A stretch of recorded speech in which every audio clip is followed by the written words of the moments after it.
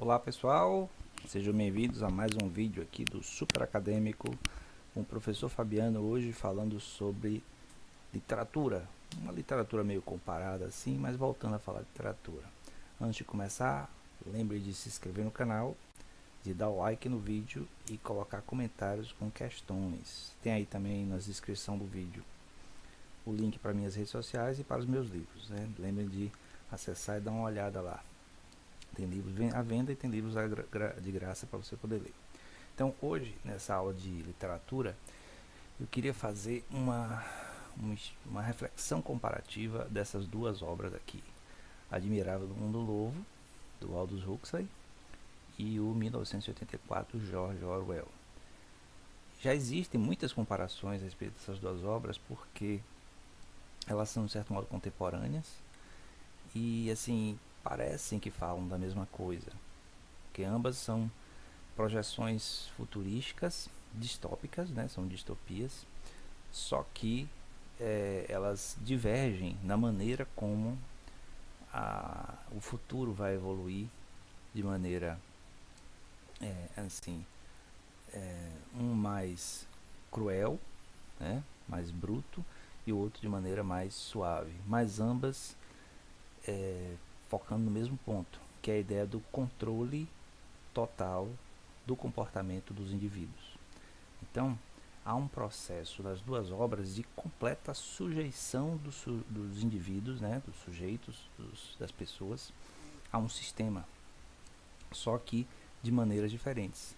E aí eu vou analisar essa comparação, né, essa divergência e essa semelhança dessas obras a partir do momento em que nós vivemos hoje uma espécie de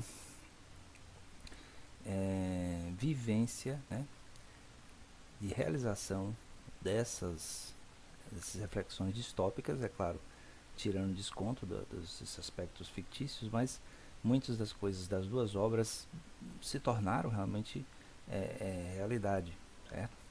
Então, em primeiro lugar, em relação ao tempo, né?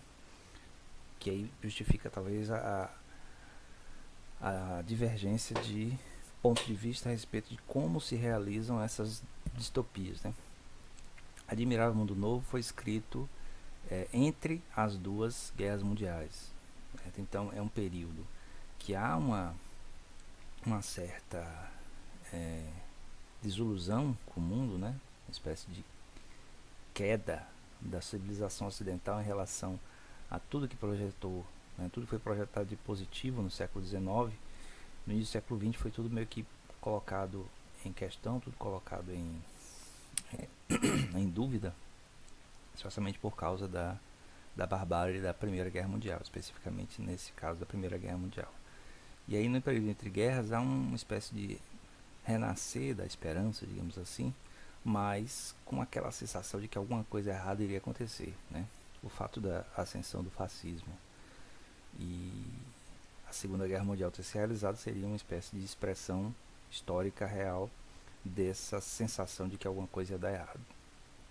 Então, o Admirável Mundo Novo, do Aldous Huxley, ele fala desse momento, né, dessa época em que há esse momento entre guerras, em que a esperança estava ressuscitada, né, havia muita fé na tecnologia, muita fé no futuro, mas ao mesmo tempo essa sensação de desilusão, já que tudo que a civilização ocidental projetou de positivo no século XIX foi por água abaixo com a Primeira Guerra Mundial, né, demonstrando que não é a ciência, a tecnologia, né, que vai fazer com que as pessoas sejam melhores, né. Já o 1984, George Orwell, ele escreveu, né, ele terminou de escrever, ele publicou após a Segunda Guerra Mundial. Então já havia aí no processo de imersão do autor na realidade vivida dele, toda a desilusão das duas guerras. Apesar de que o período do pós-guerra foi um período considerado positivo, né, do ponto de vista da ascensão das democracias, da liberdade, dos direitos sociais, etc. Tal. Mas tinha a própria Guerra Fria, né, que colocava uma espécie de peso de responsabilidade sobre tudo isso. mas havia uma certa desilusão. E aí, ao saber que o George Orwell ele começou a escrever a obra antes, na verdade, da Segunda Guerra, mas aí como ele vivenciou os processos da Segunda Guerra, ele acabou sendo afetado por isso, e aí a obra se torna muito mais crua, né, muito mais pesada. E aí você tem esses dois momentos, apesar de uma certa partilha de contexto, você tem essa diferença básica de ponto de vista, né, de como seria o futuro a partir desses dois autores. Bom, tratando de literatura e comparação, né, influências, intertextualidade, eu não posso deixar de chamar a atenção aqui, né, antes de entrar na análise das duas obras, da influência que ela tem sobre a literatura contemporânea, na literatura moderna de ficção científica, né, com obras como Divergente, da Veronica Roth, e Jogos Vorazes, da Suzanne Collins, né, que na verdade um parece imitação do outro, basta saber quem veio primeiro. Mas o interessante é que essas duas obras contemporâneas que viraram filmes, né, muito populares, são, são diretamente influenciadas pelas obras que eu estou analisando, a Admirável Mundo Novo e 1984. Por quê? São distopias também do mesmo jeito, mas por mais que sejam análises, né, análises narrativas, aliás, de distopias, né, de momentos no futuro em que há a queda da humanidade por uma razão ou por outra, essas distopias elas têm um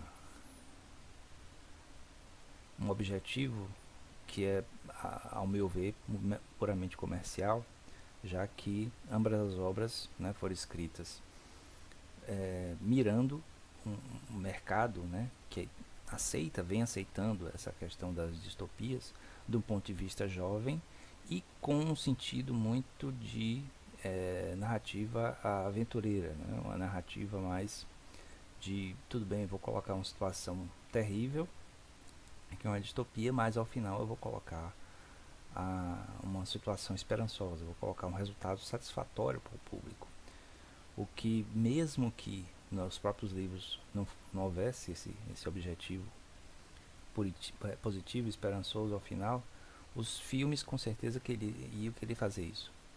Porque, por ser uma narrativa de cunho bastante comercial, ela quer agradar o público. Né? E o público, normalmente, para consumir, né, literatura ou cinema, precisa dessa satisfação, né, de que tudo vai estar bem, né, que tudo, apesar de todos os problemas, tudo vai estar bem.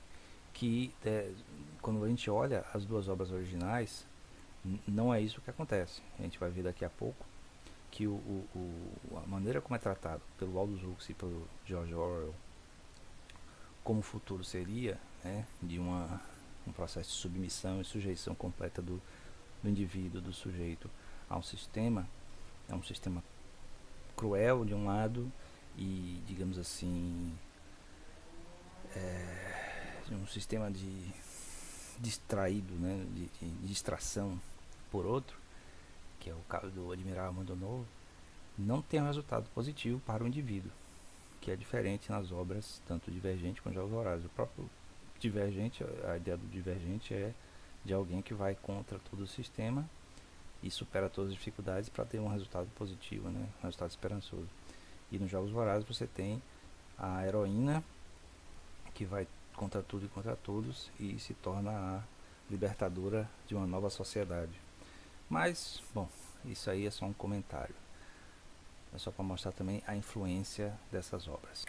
Para vocês terem uma ideia da influência comercial, né, do resultado comercial da influência dessas obras que eu estou analisando, aqui tem a série Divergente com 4 livros, né?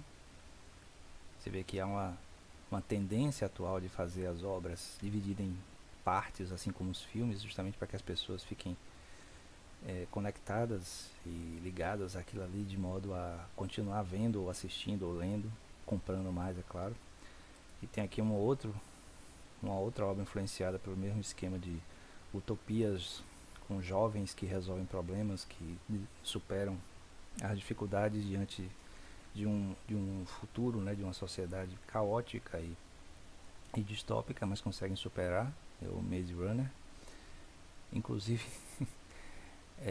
falando metalinguisticamente, a obra Admirar o Mundo Novo prevê justamente um mundo em que a distração, né, o lazer, é o que faz com que as pessoas se mantenham no seu lugar, né, não sejam divergentes, como diz a obra Divergente, que é justamente estarem sempre distraídos com alguma coisa. Então o fato de nós termos aqui uma obra que, ou obras que, né, trazem a, a narrativa distópica, mas ao mesmo tempo com várias sequências, várias continuações, que faz com que você vai continue envolvido e lendo aquilo ali e sendo distraído, estaria dentro do esquema antecipado pelo Aldous Huxley de uma sociedade completamente distraída de tudo que acontece, de tudo que é colocado como uma norma, certo? Bom, voltando para a nossa análise das duas obras, do Admirar o Mundo Novo e do 1984, a grande novidade literária trazida por essas obras, né, que hoje conhecida com o nome de distopia, vem pelo fato de que até o final do século XIX, tudo que tratava em literatura, em ciência, em filosofia, a respeito do futuro, era com uma visão positiva, né, com uma visão progressista, com uma visão esperançosa, certo? Muito, pela minha análise, ligado ao fato de que a modernidade foi fundada com obras como A Utopia, do Thomas More. Então, o que é utopia? A utopia seria imaginar um futuro, né? Imaginar uma sociedade, um lugar que não existe, é que o nome utopia significa não lugar, né? Lugar nenhum. E nessa utopia haveria a realização de uma sociedade, né? De um ambiente totalmente harmonioso, integrado, em que as pessoas seriam felizes, não haveria conflito, tá? Então é um paraíso, né? A ideia de um paraíso. E aí, bom, as utopias ela pode ser interpretada de várias maneiras. A obra de Thomas More, com a primeira obra com o nome Utopia, é uma sociedade isolada, né? É uma ilha em que as pessoas vivem lá e não há propriedade privada e todos trabalham nas suas funções que realizam elas como indivíduos e ao mesmo tempo contribuem para a sociedade. É uma sociedade que o acúmulo de riqueza é para o bem da coletividade. Então é uma sociedade super rica, mas que não há ricos, no sentido de que indivíduos não são ricos, porque não precisam ser, e que todas as construções, todas as realizações são coletivas, né? Então essa imagem aqui, para chamar a atenção do que seria uma utopia, seria como nós, como civilização, né, projetamos o futuro. Vejam que há uma ligação muito forte dessa noção de utopia com uma certa limpeza no ambiente. A própria arquitetura ela é futurística no sentido de que ela parece estar integrada com a natureza, alguma coisa assim, chegando aos céus. Mas aí tem várias interpretações possíveis, né? Uma outra pessoa pode colocar uma foto de uma utopia sendo apenas uma natureza com casas pequenas e todo mundo vivendo em harmonia.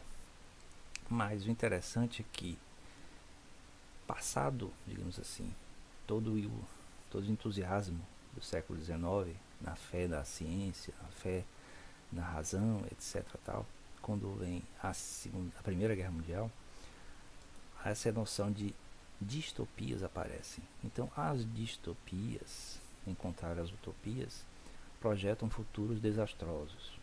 Então, essa imagem aqui, tirada do filme The Matrix, é uma imagem que representa assim como o futuro da humanidade vai ser. Uma total destruição, caos, pobreza, as pessoas vivendo nos subterrâneos ou em moradias precárias, e tudo aquilo que foi projetado para ser o futuro ideal, né, o futuro harmonioso, com alta tecnologia, etc. Tal, é deixado de lado porque é destruído pela própria ação do homem.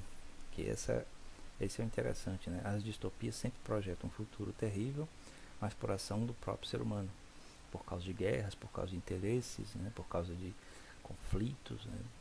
E aí essas distopias acabam expressando um medo, né? E aí se torna até um pouco catártico, no sentido de que ao você encarar o seu medo de um futuro terrível, tenebroso, meio que alivia o fato de que a vida no momento presente não é tão ruim assim, certo? Pelo menos a minha interpretação da atração, né? Por que é atrativa essas distopias mais modernas, é o fato de não se reconhecer, em certo sentido, que o que vivemos já é uma distopia, né? Já seria uma sociedade do futuro, em que nesse futuro que é o presente, as coisas não são como se imaginava. E aí essa projeção desse futuro tenebroso por causar medo, né? Quando você tem uma literatura, né? Uma arte, uma cinematografia que expressa isso, faz com que se aceite melhor o fato de que o que estamos vivendo, bom, não é tão terrível assim, as coisas não estão destruídas assim. Bom, isso é muito o papel da literatura em relação ao que o ser humano realiza. Na obra 1984, né, essa aqui são imagens do filme que foi produzido, foi lançado em 1984, que tentou, né, tentou expressar da maneira mais fiel possível o livro de George Orwell, né? Vejam que esse filme ele foi bastante fiel à obra, né? Apesar das dificuldades de você transitar de uma mídia escrita para uma mídia audiovisual, porque você tem que ajustar as mensagens, ajustar o modo como você apresenta as mensagens. E aí, uma coisa bem interessante sobre essa obra, que é bem influente hoje em dia, é essa noção da vigilância constante relacionada com o papel da mídia, né? Então, na obra aqui, nessas duas fotos, você tem aqui o personagem central do livro, que é o Winston. Aqui, nas duas fotos, em dois momentos, ele está com a presença constante aqui de uma tela, e essa tela não só é um veículo de informação e de entretenimento sobre tudo que aquele estado distópico e autoritário, totalitário quer apresentar, mas também está em vigilância dele, porque tudo que está na frente da tela é transmitido para todos, para aqueles que estão vigiando, né? Que aí vai bem a ideia da vigilância constante e do que é chamado de, não, esse aqui não, de, também não, aqui, Big Brother, certo? O Big Brother não é isso aqui, esse aqui é o Big Brother da Globo, certo? O Big Brother da Globo tem muito pouco a ver com o Big Brother do filme e do livro 1984. Então, essa mensagem aqui, The Big Brother is watching you, é uma coisa muito mais interior. Apesar de ter a vigilância constante das telas, né, em casa, na rua, o tempo todo, como nós temos hoje em dia, né? Em tudo quanto é lugar tem uma câmera, todo celular tem uma câmera, você pode estar sendo vigiado o tempo todo. A ideia do Big Brother tá vigiando você, né, assistindo você, é a ideia de que o seu interior, né, a sua subjetividade é conduzida por um ente externo, né, por uma entidade exterior, que seria esse chamado Big Brother, né? Então esse Big Brother, esse grande irmão, ele não é uma pessoa, ele não é exatamente uma instituição, ele é muito mais um reconhecimento da submissão do sujeito ao sistema, certo? Então tudo que você faz está vigiando você. Tanto que na obra, né, 1984, você tem como um dos maiores crimes nessa sociedade autoritária, totalitária, o chamado crime de pensamento, que é justamente você pensar, o seu subconsciente, o seu consciente, pensar contra o sistema, né, que é o grande crime aqui do Winston. Então, quando ele começa a pensar, vejam que aqui ele está escrevendo num livrozinho, É um diário que ele compra e começa a escrever. Os pensamentos dele são pensamentos contrários ao sistema, representado pelas telas. Então ele foge daqui da vigilância da tela e escreve no seu caderninho, né, no seu diário. E esses pensamentos são criminosos no sentido de que põem em dúvida o sistema. Aí mais pra frente na história, quando ele é levado preso, né, pelo Ministério do Amor, que é o Ministério da Tortura, na verdade, ele passa a ser torturado não para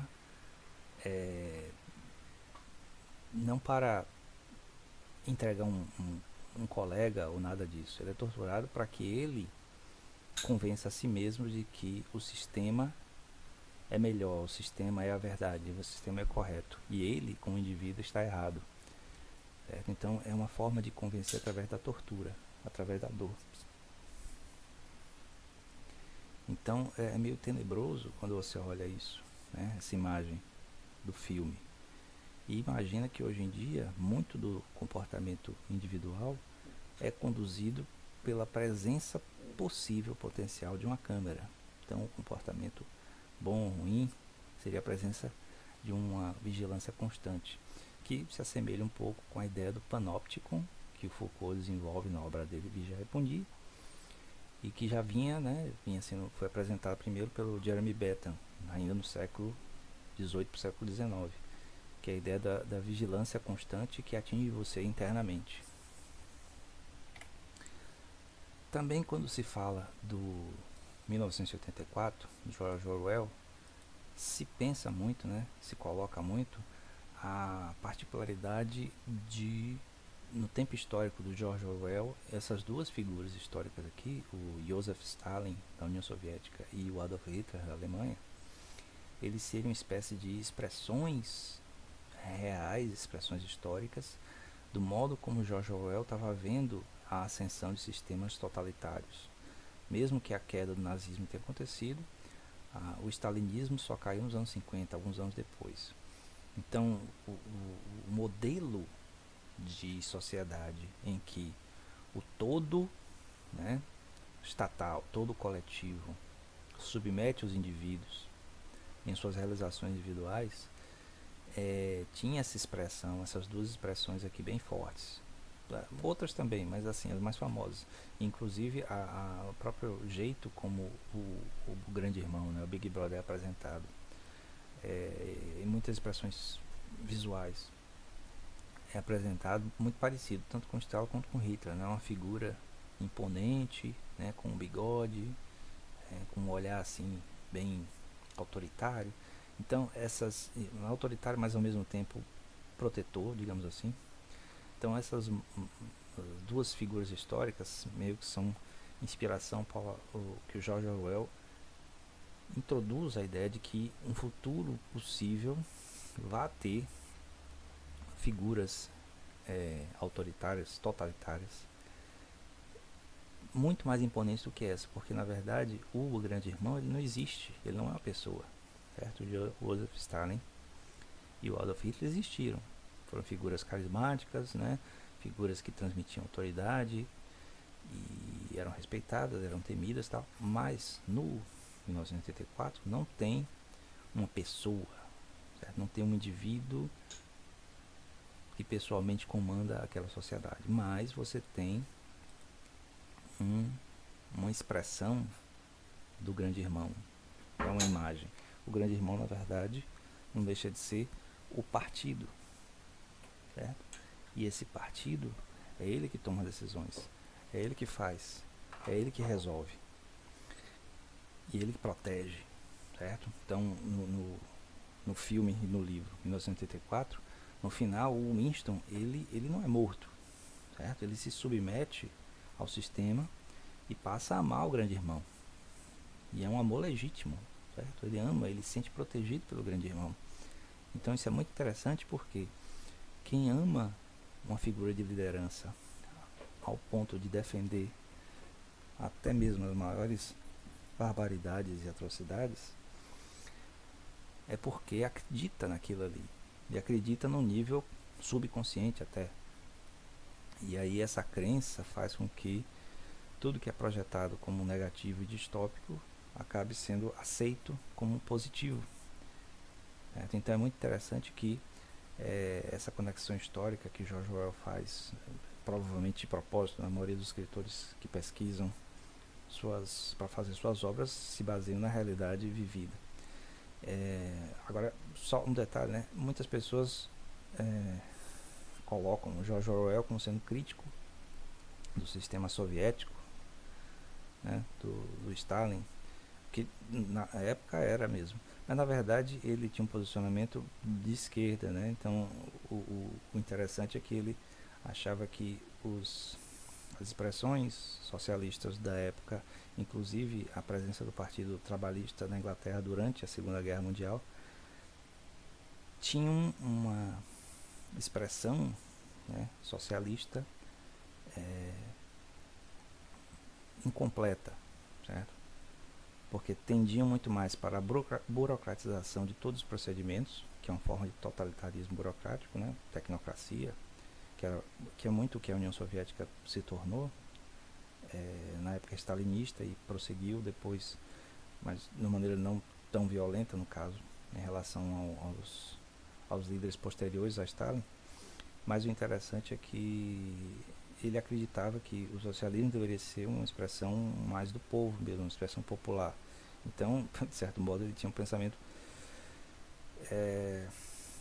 mais utópico à esquerda, no sentido daquilo que se esperaria de uma sociedade mais harmoniosa, mais igualitária, etc. Tal. E aí, de certo modo, quando você lê a obra, dá para ver um pouco desse utopismo no personagem Winston, que o Winston, ele, à medida que vai evoluindo na obra, ele diz que ele imagina que o que pode superar o grande irmão, né, o partido e tal, é justamente o povo. E aí é bem curioso isso, porque é uma forma de ver um pouco do drama pessoal do próprio autor. No caso do nazismo não tem essa imagem dúbia, digamos assim, em relação ao posicionamento do autor. É bem crítico mesmo do sistema totalitário nazista, isso aí é bem evidente, porque é uma coisa que ele vivenciou, já que ele era inglês e viveu o período da Segunda Guerra Mundial. Mas, bom, falado então sobre 1984, eu vou agora para Admirar Mundo Novo, para mostrar que muito do que o Aldous Huxley apresentou reflete bastante na nossa sociedade, né? Então estaremos vivendo muito mais a distopia do Aldous Huxley do que a do George Orwell, apesar de ter aspectos das duas. Em Admirar Mundo Novo, os indivíduos são programados, né? São condicionados no nível individual a partir do nascimento, para se comportar de uma certa maneira, que é a ideia das castas com cores diferentes, né? Cores de roupa, não da pessoa, mas cores da roupa. E aí você tem a casta dos caques, a casta dos verdes, a casta dos azuis, dos brancos. E aí essas castas, elas são programadas desde da concepção, que é feita em forma de linha de produção, né? Não mais por concepção natural. E aí são produzidos, né? Para exercerem certos papéis na sociedade, né? E aí os papéis mais subalternos são designados para muitos, e os papéis intermediários para menos, e os papéis de liderança para poucos, certo? Parecido até, em certo modo, com a República de Platão, né? Aquela coisa dos poucos, mas é diferente no sentido da programação, certo? Então, esse condicionamento às vezes falha, que é por isso que tem aqui um sujeito aqui divergindo dos outros que estão parados, que está divergindo. Então, na obra, o sujeito que diverge de início, você acha que é um cara que deveria ter um papel de liderança, mas por alguma razão, durante o condicionamento dele, alguma coisa deu errado e ele tende a divergir. Mas à medida que ele conquista uma posição de destaque na sociedade como indivíduo, né, independente do papel dele, ele traz para aquela sociedade alguém que é totalmente divergente, que é chamado de indígena, mas seria uma pessoa que vivia numa reserva em que era preservado o mundo como era antigamente, né, antes dos condicionamentos. E aí esse indivíduo, né, que no primeiro momento passa a ser uma curiosidade, uma coisa pitoresca de alguém que tem um comportamento que não é aquele esperado, né, que não é aquele de é, alguém que segue os comandos, segue as coisas da sociedade, essa pessoa acaba sofrendo muito, né, esse indivíduo sofre muito, e por não conseguir se adaptar, né, ao sistema, ele acaba se matando, ele se suicida. Então vejam que o indivíduo divergente na obra Admirável Mundo Novo, ele é submetido ao sistema a se destruir, enquanto que em 1984 o indivíduo divergente ele é reinserido, ele para de divergir e passa a amar o sistema, certo? Aqui através da tortura e aqui através, na verdade, do lazer, porque todo o sistema da sociedade não satisfaz a necessidade do indivíduo, desse indivíduo divergente, e ele acaba escolhendo se matar. Então é bem interessante no sentido de que não tem uma resposta esperançosa, certo? As duas distopias dizem: ou você vai se submeter de um lado, de um jeito, ou você vai sair dessa sociedade pela destruição. Assim, fazendo um adendo, é que tem uma escolha para quem é condicionado no sistema, né? O indivíduo que se mata. Em Admirável Mundo Novo, ele não tem essa escolha porque ele não foi condicionado. Mas quem é condicionado, que é produzido dentro do sistema, tem a opção de ir para um lugar isolado, ficar isolado do resto do mundo, com outras pessoas que não participam do sistema, ou se tornar um líder, o que é curioso, né? Porque a liderança nessa sociedade, a liderança, ela também isola, faz com que os indivíduos fiquem isolados, tendo um certo conhecimento sobre o sistema do mundo, mas meio que sem participar dele. Ele entende, mas não participa. Então, meio que a divergência aqui, dentro do próprio sistema, ela é reabsorvida como uma forma de ou alguém isolado que não existe, ou alguém que é colocado na liderança, né, que é uma forma de isolamento também. Bom, como último aspecto dessas duas distopias que eu queria destacar, relacionado com a nossa sociedade atual, no 1984, eu já mencionei, tem a questão da vigilância, né, a vigilância constante que nós vivemos hoje a partir das câmeras dos celulares, né, uma vigilância tão constante que até para se tornar alguém de relevância você tem que estar aparecendo no sistema de vigilância, né?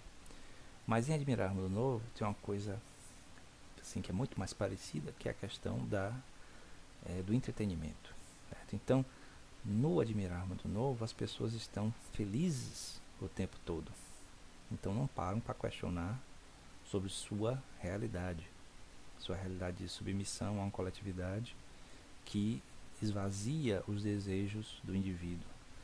E aí essa distração, que no livro é colocado como sendo as festas, tem uma droga que todo mundo toma o tempo todo, chamado soma, e tem os teatros, as apresentações, a própria desenvolvimento, a expressão da sexualidade é feita de maneira livre para manter todo mundo distraído. Não sei se de maneira espontânea, planejada, ou simplesmente se desenvolveu desse jeito. Certo? O livro não é tão explícito nesse caso.